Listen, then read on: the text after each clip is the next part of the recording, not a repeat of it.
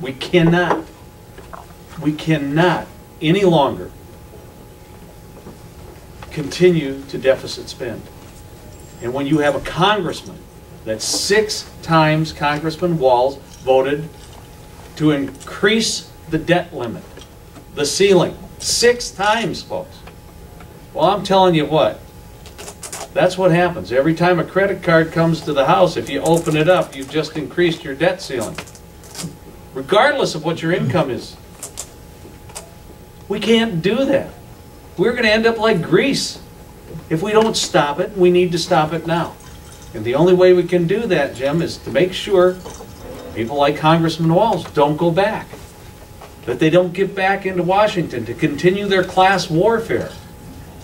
You know, that is totally wrong. You know, where's Congressman Walz asking for tax reform? Haven't heard that come out of his mouth. We need tax reform in this country. Real tax reform. Just like the state of Minnesota. But what you hear when you have weak-kneed people without a backbone, they say, well, we can't do that because, oops, it's an election year. I've got to get reelected. You won't hear that out of this guy's mouth. I stand for what's right. I will move forward what's right for this country. And that is tax reform. That is reducing the rules and regulations. That is beefing up the feeling of confidence to every business in this country so that they will employ more people. You know, you can't imagine the people that I've talked to in the short time that I've been running that come up to me and say, Mike, all I want is to be able to work just one job. I'm working 3 now. When will the time come where we can work one job, make a living to sustain my family, so I have some weekends or some nights free, so I'm not always at work? So we can do that, but we have to have the right people elected. We have to get people working together to elect those that can stand strong, that get it, that understand it. Not ones that want to go to Washington and go to $15,000 a plate fundraisers for their campaign instead of coming home to be with their constituents. Not one that stays in Washington and you never see them. That's not the case with me. I'm out all the time. Even with my Senate duties, I'm home as much as I possibly can. And you can ask my wife. I come home, the first thing I'm doing is I'm having Saturday morning breakfast in Owatonna, having coffee in Waseca at 10, you know, because you have to be with your constituents. And I believe we have a congressman that's forgotten about us. But we're going to change that in November. Other questions? You mentioned the economy, and I think it's hard to quantify. Paul alluded to some of this too, where all these rules and regulations, especially Pollution Control Agency, Environmental Protection Agency, we all want to have a clean environment, clean water, air and everything, but so many ridiculous rules. I'll give you an example. A week and a half ago, PCA listed, I think it was something like 3,000 new waters as impaired. One is a drainage ditch that drains land that I own, that they want it to meet drinkable water standards for nitrates. So that water you're drinking is supposed to be this, my drainage ditch is supposed to be like that.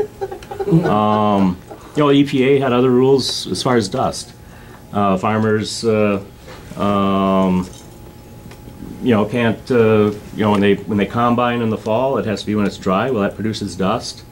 Gravel roads produce dust. They want to use all the gravel roads tarred or 10 miles per hour speed limits. So these rules, you mentioned rules, how they really do affect our economy and employment, the number of people that get employed.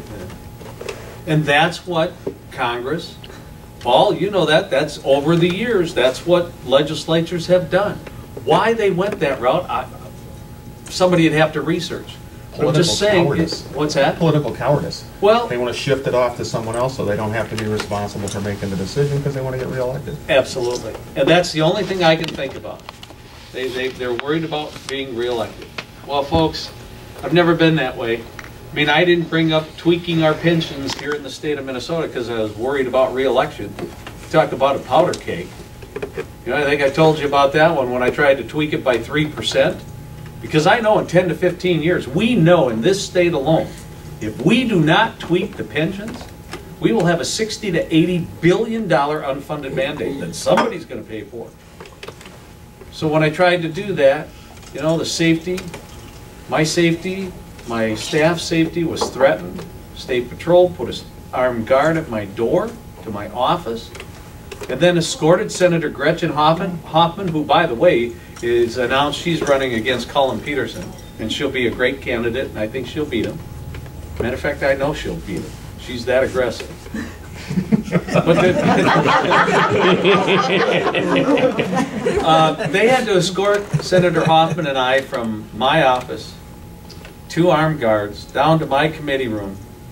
Nobody got into my committee room unless they were properly ID'd for that committee meeting. That's sad. That is just sad. But we have to do this. We have to have the people that will stand strong and say enough is enough.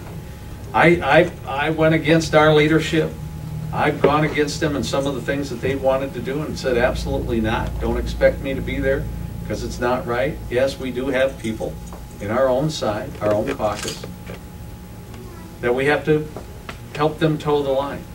But we can no longer sweep our deficit spending and our national debt under the carpet. We need strong candidates that are looking out for the citizens of the United States, that look out for the citizens in their own congressional district. And I contend Congressman Walz hasn't done that. Had he, I probably wouldn't have run. But he hasn't. And we need to change that. Other questions, comments? Tell me what you're feeling when you think about the United States and when you think about watching the news and that. I have people tell me they're scared at the direction that we're going in this country. I've been doing some studying, well, actually taking that course from Hillsdale College on the Constitution. Oh, Constitution 101? Mm-hmm. Week 3. Week 3, right. And we're going to do that when we get home probably, but in looking at other publications, etc., concerning the Constitution, the Constitution appears to be just a piece of paper that's being swept under the rug too. And how on earth do we get the people, or how can you get the people to go back to those documents, the national documents and state documents, and say, this is the rule of law, this is what we need, you know, we need to abide by this.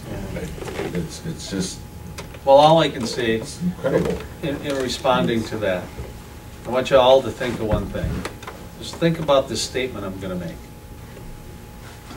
When you're really scared, where do you go?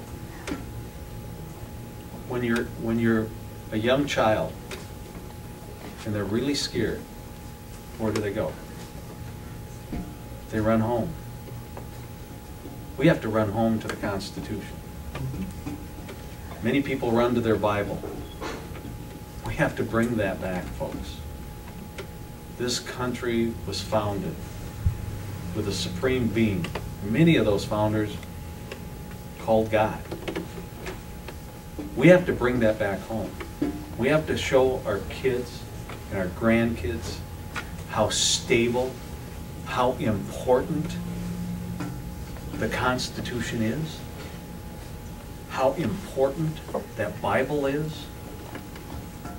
We have to ask them, when you're scared, where do you go? You go to the arms of your mother or your father. There are people out there, and I tell them we have to go back to the Constitution. We have to start living by the principles and what our founding fathers brought forth. It served us well for how many years? That's what we have to do. We have to get that back.